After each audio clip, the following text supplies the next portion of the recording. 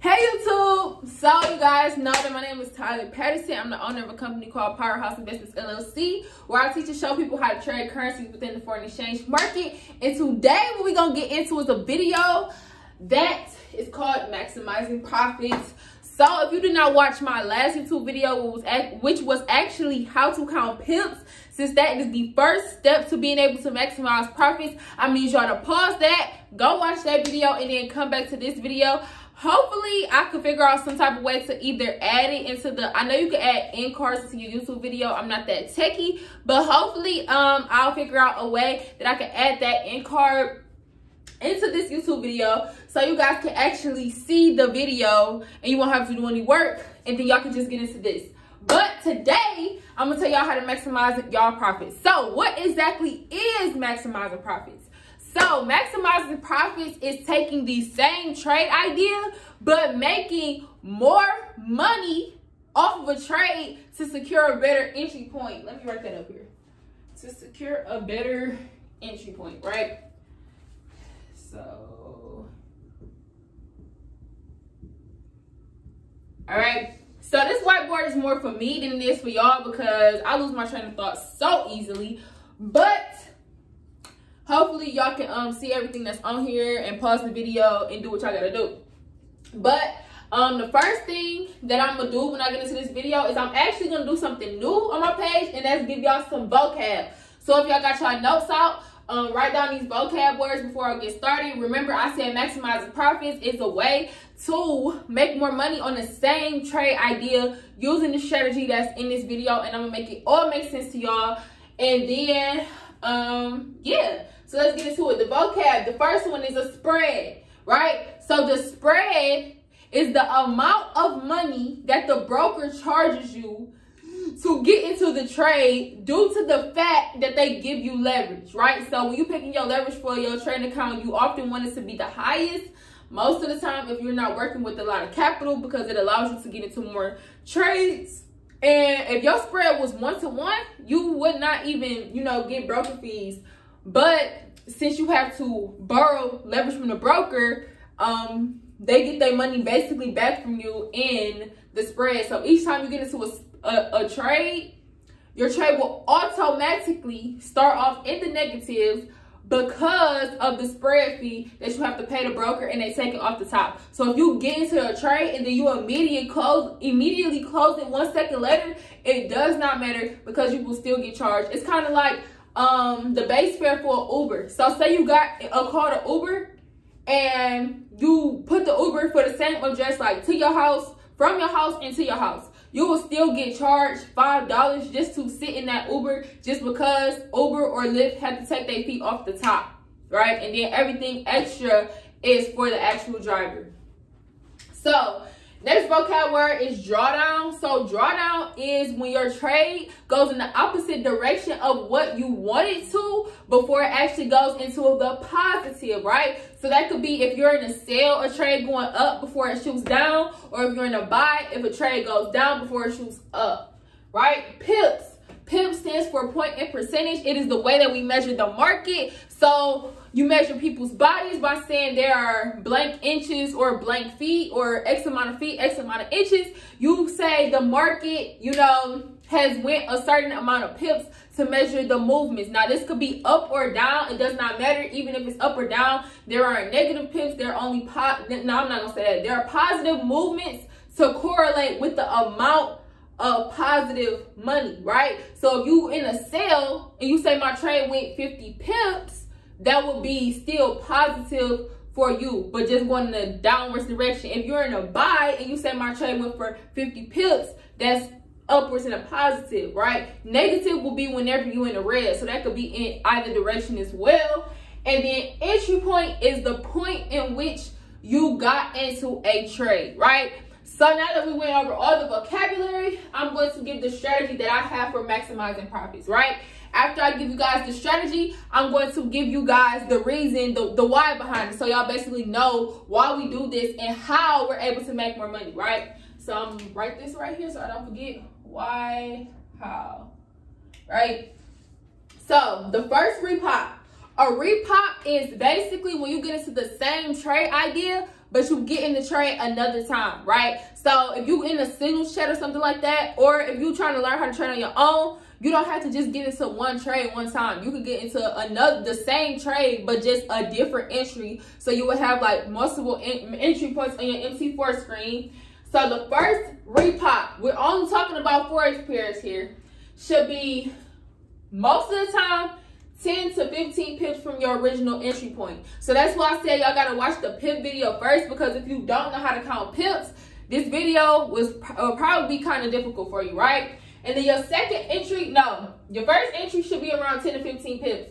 But if you're working with any pair that starts with GBP or EUR, so if you're working with any base currency of GBP or any base currency of the euros, you want to wait until your trade is 20 pips in drawdown. So 20 pips in the negative, right? 20 pips in the red before you pop another position, right? So you already have an initial position, but then your repop is adding one more position, right? So your first repop is 10 to 15 pips for all pairs that have a base currency of AUD, NZD, and USD, right? All pairs that have a base currency of AUD, NZD, and USD, right? 10 to 15 pips. But for pairs that have a base currency of GBP and Euro, then you want to wait for 20 pips. So if I'm getting into GBP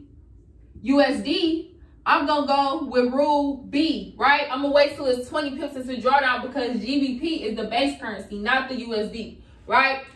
All right, and so the second repop is usually for all pairs that start with AUD, NZD, or USD, 10 to 25 pips.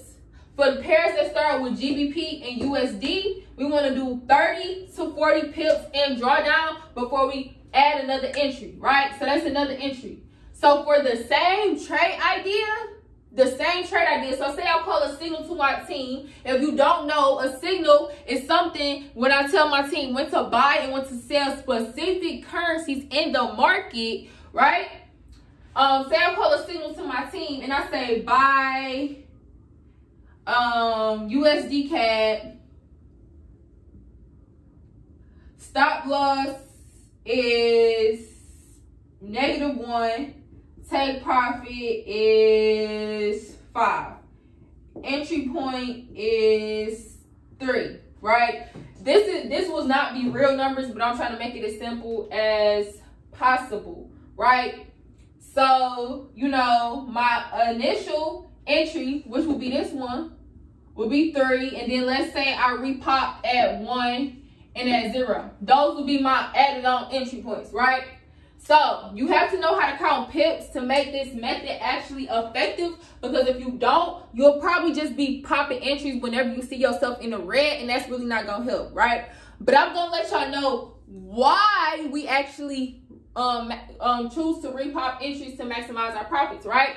So say these two markers are in a race. Say these two markers are in a race, right? Say these two markers are in a race. Or not even in the race, but say these two, you know, markers are in a competition, and whoever walks the farthest gets a prize.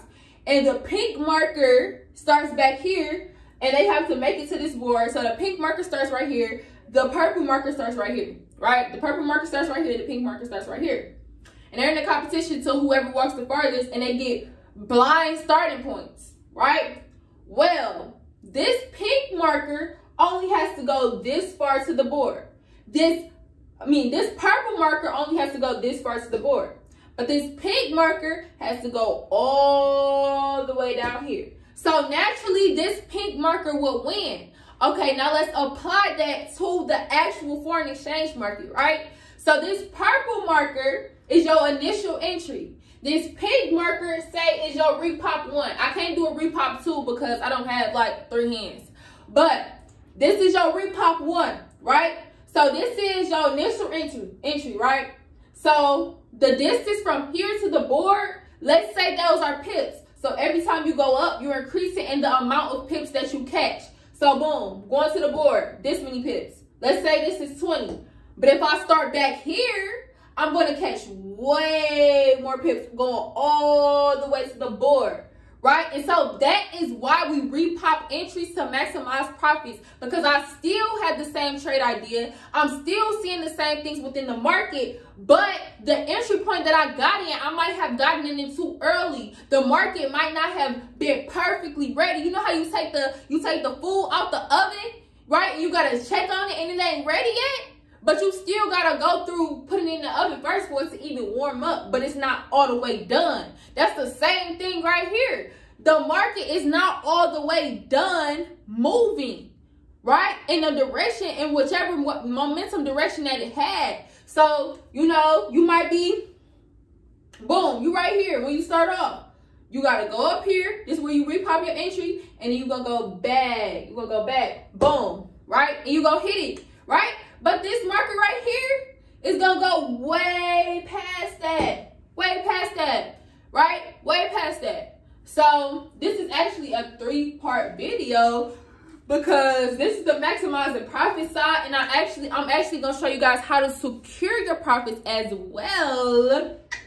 So stay tuned for my next video. I'm trying to be consistent for the rest of the month and post at least 4 times a week, if not every day. But that is literally, y'all got some vocab, y'all got the formula to my repops. I usually only do 2 repops. So I got an initial entry with 2 repops, which is 3 positions on a trade, and do not over leverage, right? Don't over keeping your risk management is most important, right? Not the profits. Keeping your risk management is most important. So don't ever over leverage, but I most of the time don't do more than 3 entries on a specific trade idea. If I see it still, you know, in the red after that, I'm going to just have to ride it out how it is. But yeah, that is maximizing profits. That's kind of why you maximize profits. And I already told y'all the how, because this second entry is going to catch more pips. So that means more profits for you on your first entry, as well as the profits from that second entry. And on the next video, I'm going to tell y'all how to secure profits. So even if y'all hit stop loss on a specific trade idea, you will never lose. So you're minimizing your losses and you're maximizing your profits. And like this video, if y'all rock with me, if y'all rock with my channel, if y'all got some value, if y'all learned something, please at least subscribe. But comments and likes help because it helps the YouTube algorithm. It helps support me by getting my YouTube to other people. So thank you for watching this video. Hope you got some value. I do have an investment group. If you want more information, hit me up in the contact info below. It is not a free group. It is $235 to join. Before you even hit me up, just know that I don't want to waste nobody's time. But see you guys later. Love you guys. Next video on the way.